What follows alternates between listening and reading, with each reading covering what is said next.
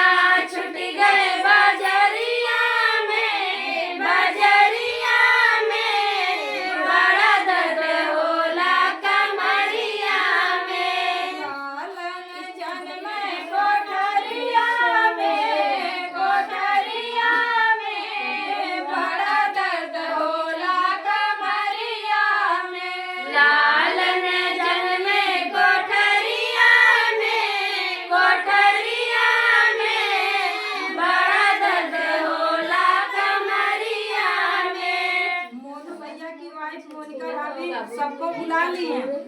देने के डर से सब कुछ बाजार में छोड़ते छोड़ते चले जा रहे हैं।